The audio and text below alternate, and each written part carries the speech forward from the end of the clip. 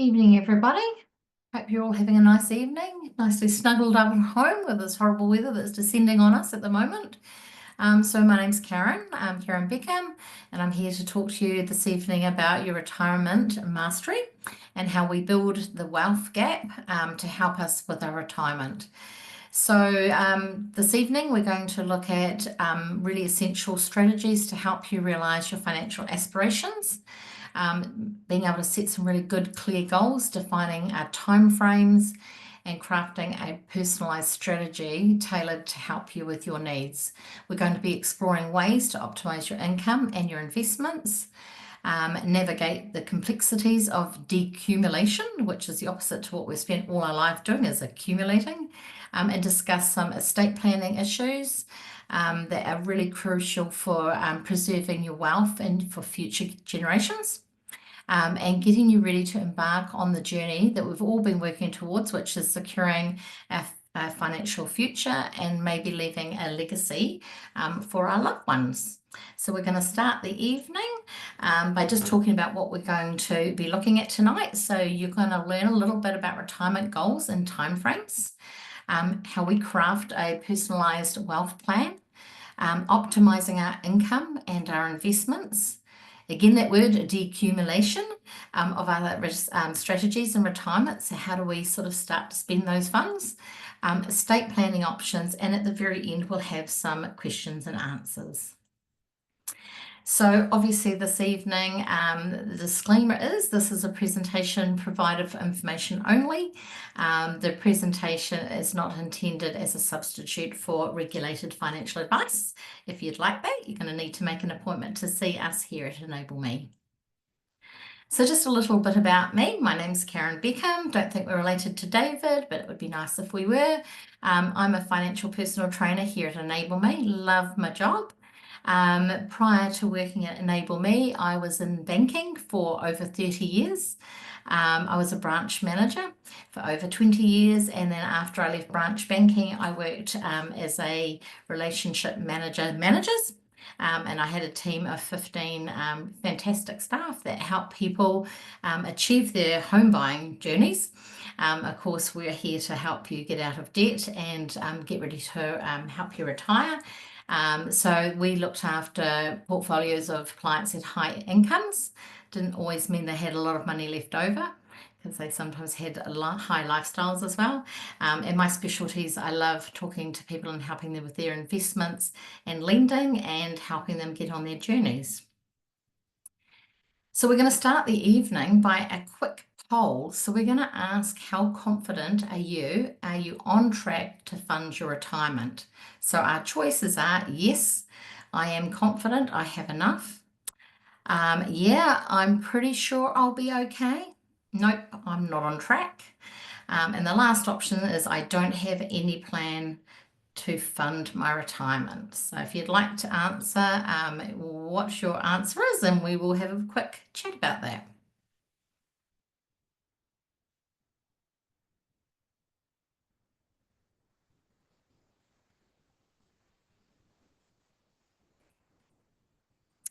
Right, okay, interesting set of results. So we have 8% of people on the call today that don't have any plan for their how they're going to fund their retirement. So it's a nice low number, thank goodness for that. Only 17% are confident that they have enough. We have a whole 33% saying, nope, I'm not on track.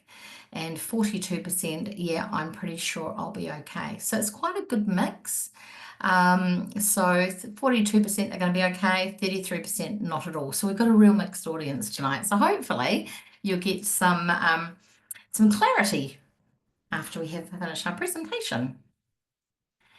So that's interesting. Let's have a chat now about what we want to have as a comfortable retirement. And this is a really difficult question because a lot of people walk around just hoping that we're going to be on track, but we don't actually know if we are tracking correctly to have the right amount of money that we need to have in retirement.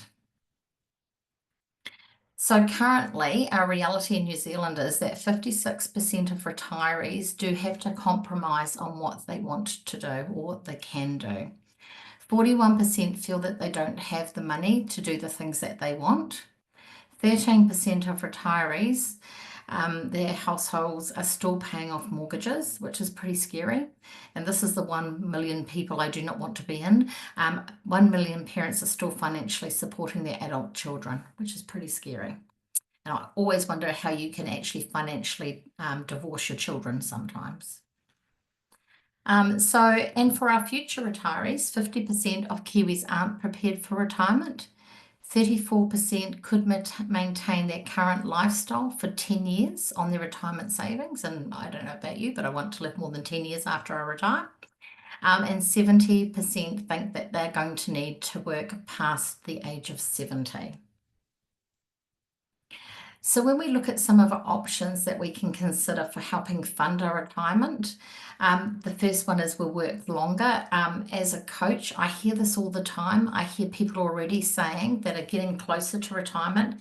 I'll probably work until I'm 67. I've got a few friends that I've worked with in banks that have been still working until their 70s because they feel they're able to do that, but not all types of employment will allow you to work longer, as in if you're into a really physical job, you just may not be able to work past the age of 65. So that is a consideration. A lot of people say they'll downsize their home. An option, but sometimes when you downsize your home, you're looking for something that's maybe more healthy home standard. It might be something that's easier to live in, and they're not necessarily cheaper options. Inheritance, yes, if only. I wish I had a very rich relative that I don't really know that's going to leave me a lot of money, but unlikely that's going to happen. But if you are relying on that for retirement, you may not get that. Selling a business, now that could actually be quite a good strategy if you've got a great business that you have and that's going to allow you to cover your costs in retirement. That could be good. Reverse mortgages, well, they're quite short-term options.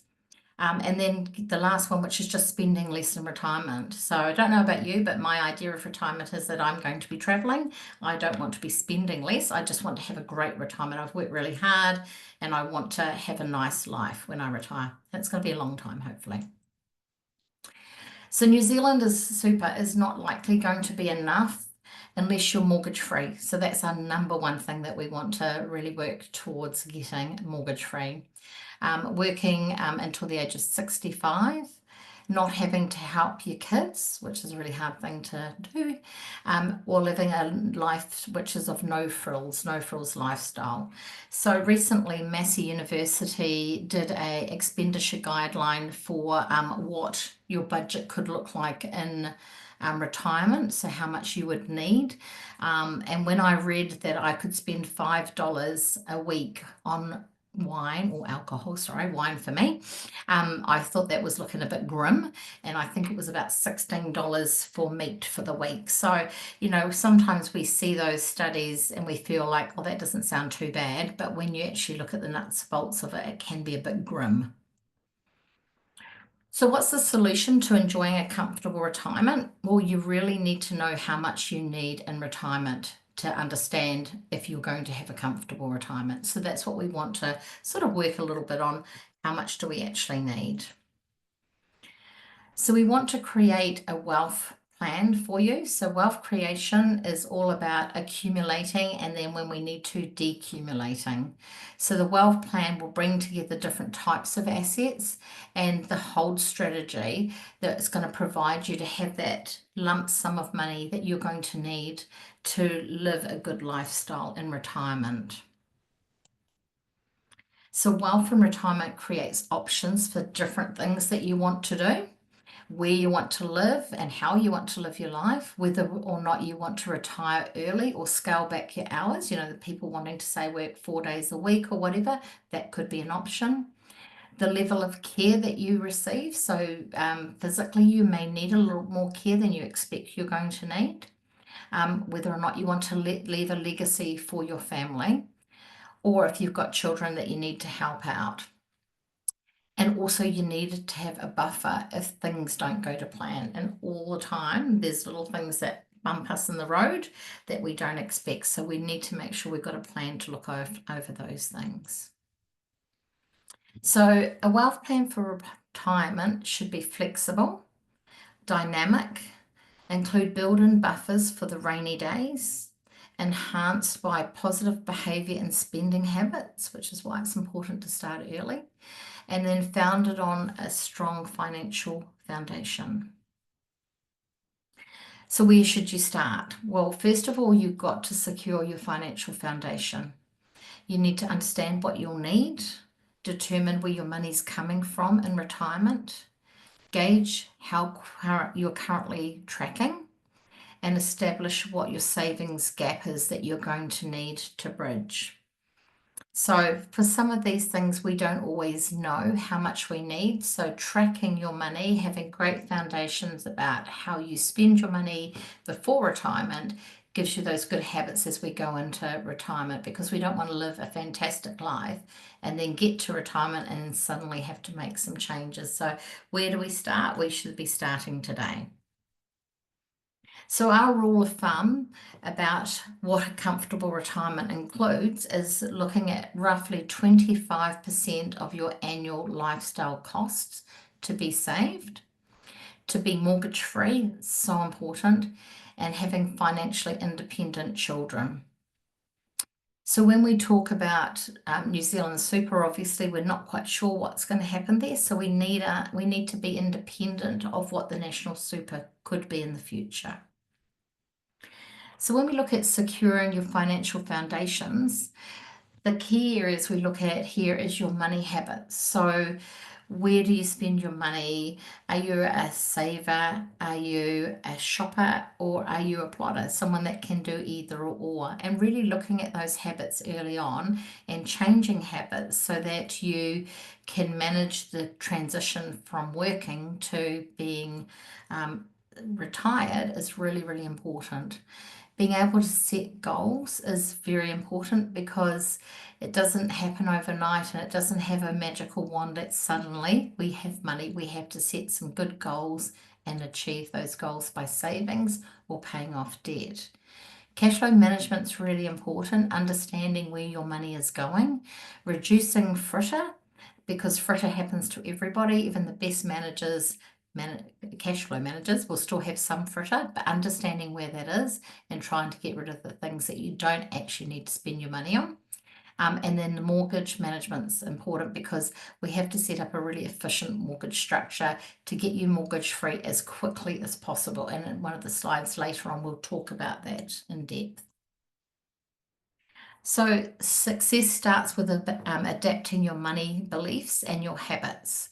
So sometimes we think, well, conditions need to be perfect before we make a start, or it's too late for me to do this, or I need to have a lot of money to build my nest egg. That's not necessarily the case, because it's like looking for a unicorn. You're never going to have the perfect time or situation around you. You just have to start now. So when to start? Well, I just answered that. You have to start now.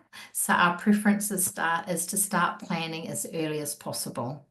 So Warren Buffett says somebody sitting in the shade today is sitting in a shade today because somebody planted a tree a long time ago. So the best time to plant the tree is today.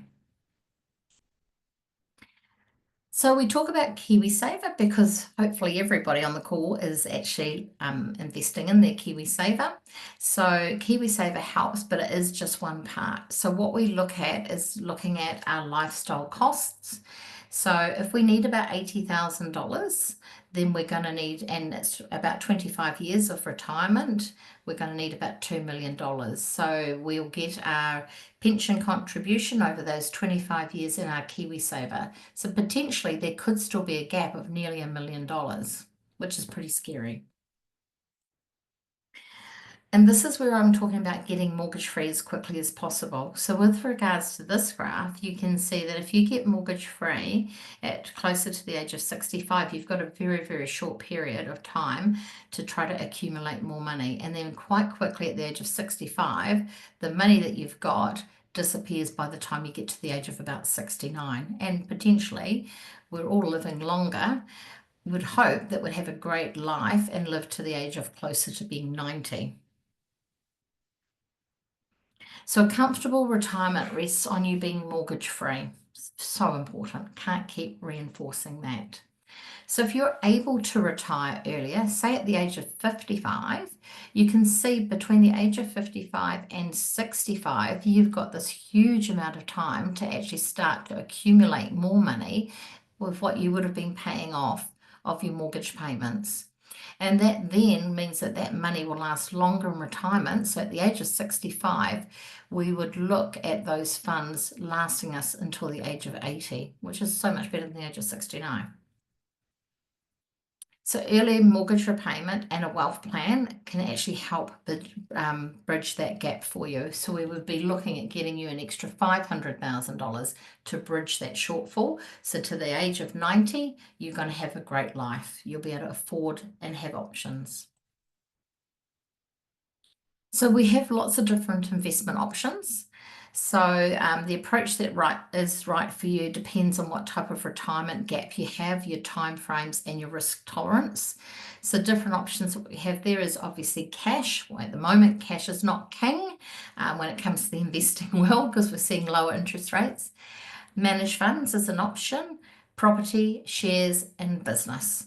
Now, one of my colleagues says things like shares is like taking the white knuckle ride. It's like being on a roller coaster, particularly at the moment when we have people outside our country making statements about different things, and we're seeing Kiwi savers and shares all sort of taking that roller coaster ride at the moment. So it's just something to be aware of. We need to look at a lot of different options to get some diversity there. So if your retirement gap is greater than $300,000, you're going to likely to need to use leverage to bridge this. So the power of leverage. So if we look at $160,000 and we compare putting that into managed funds, and you get a return of 6%, that comes to about $9,600. If you look at putting that into property, so that say as a deposit on an $800,000 investment property, and we have capital growth of 6%, we'll be looking at a return or a capital growth of about $48,000. So that is really food for thought there. So this is an example of one of our clients, a couple that we have. They're aged 51 and 55. They had a retirement gap of $55,000 and they bought a 3-bedroom home in Papamoa in 2020.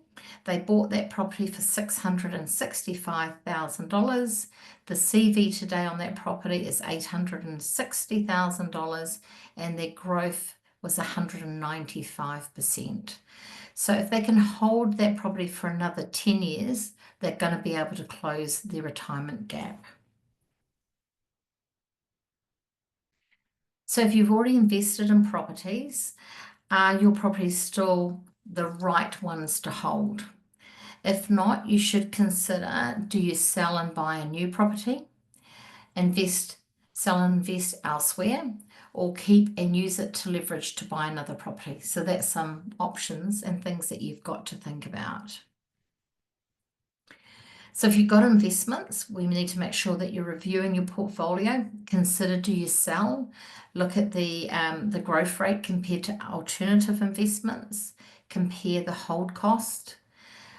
Liquidate assets and put it towards something better. Or if you're unsure, you need to seek financial advice. If you've got money in the bank, well, we've seen the interest rates drop. Next week, we have an OCR announcement. Potentially, we might be seeing another drop next week. So if we do, money in the bank, unfortunately, is losing value due to inflation. And that's something that's happened forever. Could you make your money work harder for you, paying off your mortgage faster or investing? But with keeping some in the bank as a buffer, it's an option, but you wouldn't want to keep much in the bank at the moment. And this is the big thing. So we spend our lives accumulating money. We spend our lives paying off our mortgages. We accumulate and then we start to decumulate. So that's where we've got to adjust our strategy when we retire. So strategy is changed by what our cash flow needs are at the time, what our kids' needs are at the time, your return you need versus the risk that you're comfortable to invest in, and the volatility, can you absorb that? So at the moment, if any of you are looking at your KiwiSaver, you'll probably have seen them drop, then go back up again, and then drop, and then go up a little bit more. But that volatility, if we're getting closer to retirement, is not what we want to see. We want something that's a bit more stable. So when we're looking at accumulating your wealth, what are our options? Well, we need to be able to live off some of our investment returns. We might need to withdraw a set amount each year or a set percentage each year, or have the phased approach. So these are different options that we will talk about. And these will be different stages for your retirement. So we like to talk about having buckets, 3 buckets to put your money in. So the first 5 to 10 years when you retire, say you retire at the age of 65, so you're 65, going up towards about the 70, 75 age mark. So you're still hopefully active. You've got a bucket list of things you'd like to do. It's all the traveling and things that you'd like to do that you've not had time to do when you've been working full time. So you have higher expenses during that time. So you really want to be invested in low risk investments. And then we need to start thinking about what happens next. So the first couple of years, everything's lovely. We're off on our big overseas holidays, or we're spending time with our family, things that we haven't been able to do before. And then we move into the second phase. So bucket number 2 is what happens in the following 10 years. So in the next 10 years, we tend to be less active.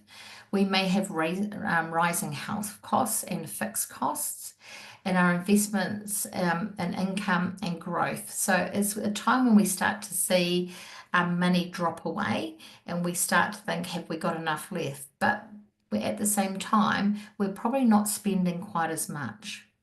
And then in our final years, we often have the highest health needs, the costs for health needs. And we start to think about whether or not we do want to leave some money for our younger generations. So we need to invest in different types of savings, so different types of growth assets, and we need to look at reorientating those and repurposing what we've got. So those are the 3 type of buckets that we start to look at for our retirement. It's really, really important to protect our assets. So that can be with insurance policies, because if something goes wrong, we do need to make sure that we've got money for our loved ones. Trusts were really important, were a big thing in the 80s and 90s. Not necessarily such a big protection for our beneficiaries now. So we totally say get legal advice if you've still got a trust, to make sure it is protecting your beneficiaries the way that you wanted them to do. Ownership structure of properties is very, very important. Making sure that if one person was to, say, go into a home and the other person lives in the house, understanding how the structures work, making sure that the other person that's not in a home is catered for and looked after. A really important part of protecting your assets is also relationship property agreements. Now, different things happen in life, obviously. If you were in a long-term relationship, you have children, and your partner passes away, if you remarry, really important that you have a property relationship agreement in place. If you do remarry and you've got children from a previous marriage, you need to make sure that your will is up to date, because you could inadvertently disinherit your children from your marriage. So it's really important that you seek legal advice and get your wills up to date and have property relationship agreements there. So as we just talked about, leaving a legacy.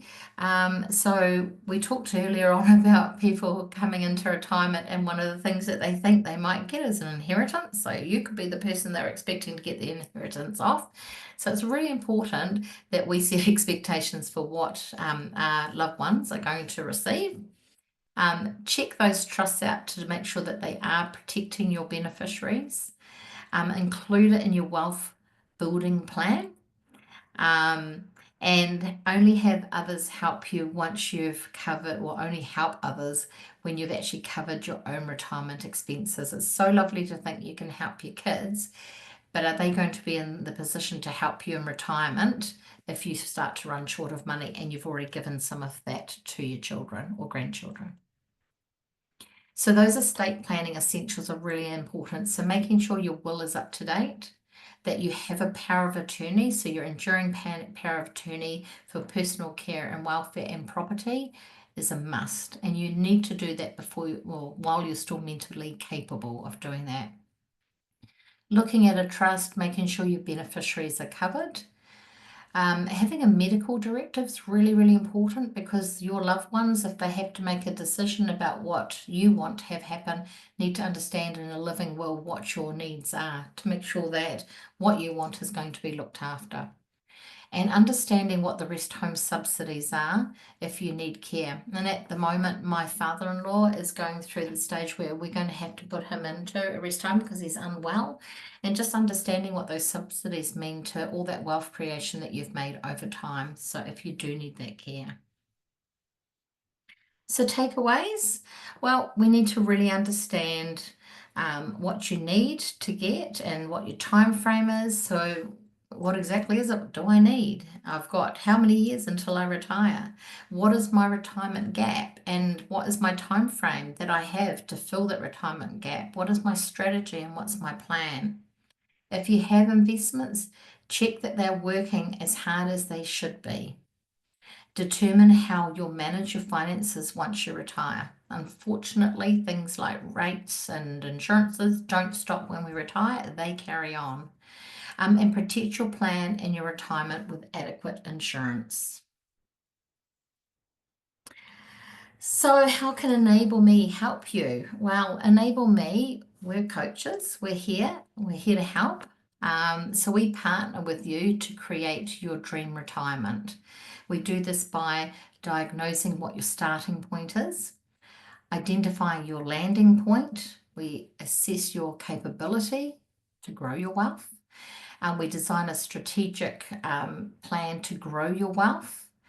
And we are, and hopefully become your trusted sounding board as you're going through your journey.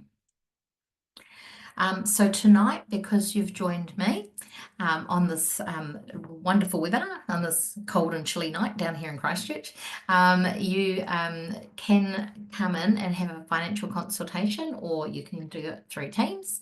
And tonight, our special offer is $149. So that's available for you. So I'll leave that there. And I think we may have some questions. Yes, So so we've had some great questions come through. The first question, is it better to pay off your home mortgage fully first or start investing in a rental property while paying off your home mortgage at the same time? Right, that's a really good question. My answer to that would be you don't have to pay off your mortgage fully. You need to get your mortgage down to a really comfortable level that you can afford to pay it off without any undue stress. But you need to think that if you are buying an investment property, you may need to top that up for a few years. So you need to be able to weigh up having a small, comfortable mortgage and potentially a weekly top up into your investment property. They don't tend to be forever, the top ups, but we need to help you understand how long that would be. So no, I wouldn't wait until you've completely become mortgage free, because the longer you leave it, the harder it is to sort of jump into that investment pool. Next question. When calculating my retirement number, what are some tips on how to factor in what we would need if we are planning to retire in Auckland and want to maintain our lifestyle?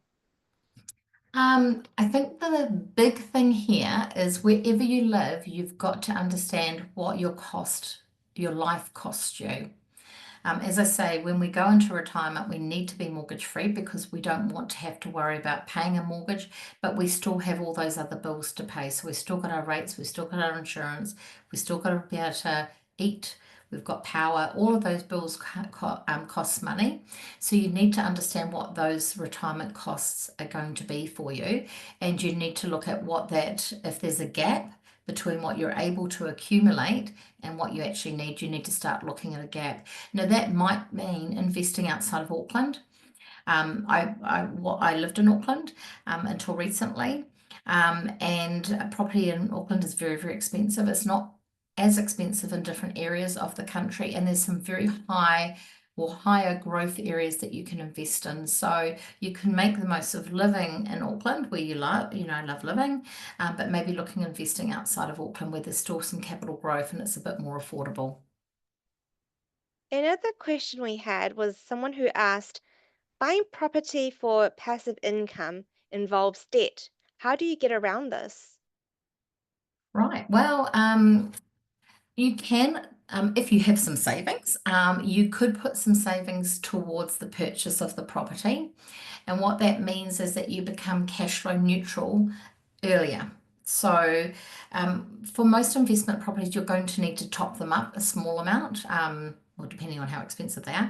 You'll need to top them up each week. By being able to put some cash into those investment properties means that you get cash flow neutral faster. And cash flow neutral just means that the income that you've got coming in and your expenses going out equal each other, so they're neutral. And then after a little period of time, the rental income increases and you start to earn that passive income. So to get there, the fastest way to get a bit of passive income is to reduce the cost of the mortgage costs there. Hopefully Last that makes sense. question.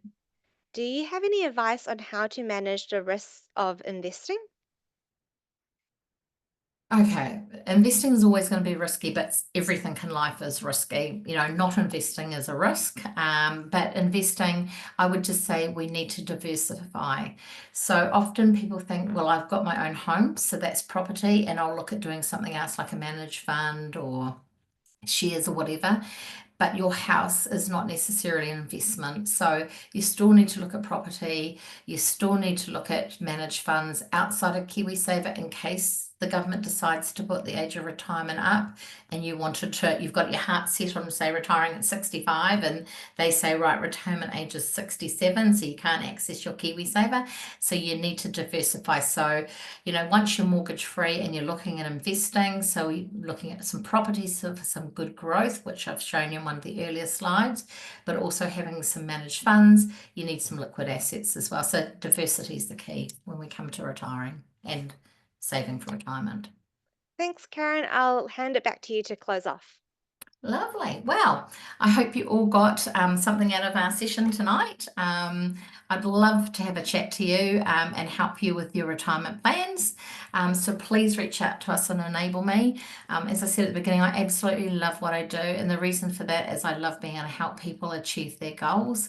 And, all the coaches here at Enable Me are just really genuinely wanting to help. So please take us a little shot of the little code thing there. And if you can book in, you do get, before the 2nd of April, tonight is 2nd of April, you do get the session, the first consultation for $149. So that's a nice savings. If you do book in after this evening, it's $249.